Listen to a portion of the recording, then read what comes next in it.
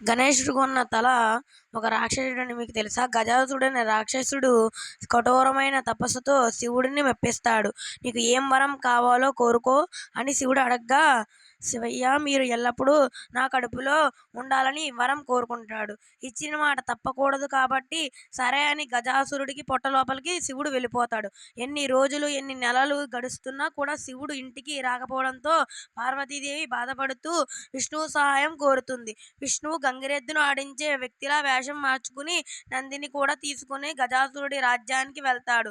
ఆ గజాసురుడు విష్ణువు వాయించే సన్నాయికి మైమరిచిపోయి ఎంతో సంతోషిస్తాడు. మీకేం వరం కావాలో కోరుకోండి, నేను ఇస్తాను అని అనగా విష్ణువు నవ్వుతూ, నేను అడిగే వరం మీరు ఇవ్వలేరండి అని అంటాడు. ఆ మాటకి గజాసురుడి అహం దెబ్బతింటుంది. నువ్వు అడిగినది నేను ఇవ్వలేనా? నీకు ఏం కావాలో కోరుకోమన్నాడు. ఇస్తాను అని అంటాడు. విష్ణువు సరే అయితే ఇదిగో ఈ గంగిరెద్దు ప్రభువు చాలా రోజుల నుండి కనపడటం లేదట. ఆయన పేరు శివుడు. అతనిని ఈ నందికి అప్పగిచ్చు అని అడుగుతాడు. గజాసురుడు ఆశ్చర్యపోతాడు. ఇప్పుడు నేను మాట ఇచ్చాను. ఇప్పుడు నేను శివుడిని కడుపు నుండి బయటికి తీయాలి. అంటే నా కడుపు చేల్చాలి. అలా చేస్తే నా మరణం తథ్యం అని ఆలోచించి నమస్కరించి, ఓ పరమేశ్వర, అహంకారంతో నేను చేసిన తప్పును క్షమించండి. నా మరణం తథ్యం అని నాకు అర్థమైంది. చనిపోయే ముందు నాది ఒక కోరిక ఉంది. దయచేసి ఆ కోరిక తీర్చండి.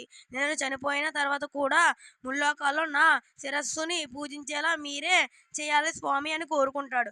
వెంటనే గంగిరెద్దు రూపంలో ఉన్న నంది కాలు దువ్వి గట్టిగా అరుస్తూ పరిగెత్తుకుంటూ వచ్చి కొమ్ములతో ఆ గజాసురుడి పొట్టని చీల్చేస్తుంది. అంతే వెంటనే గజాసురుడి పొట్ట నుండి ఒక దివ్యమైన వెలుగు వస్తుంది. ఆ వెలుగు నుండి మన పరమశివుడు వస్తాడు. శివుడి కింద పడిపోయిన గజాసురుడి తల మీద పెట్టి, నువ్వు నా పరమ భక్తుడివి గజాసురా, నువ్వు అనుకున్నది జరుగుతుంది అని మాట ఇస్తాడు. ఆ తరువాత శివుడు వినాయకుడి తలను వేరు చేసినప్పుడు ఈ గజాసురుడి తలని అతికించి పెడతాడు. అసలు గణేశుడు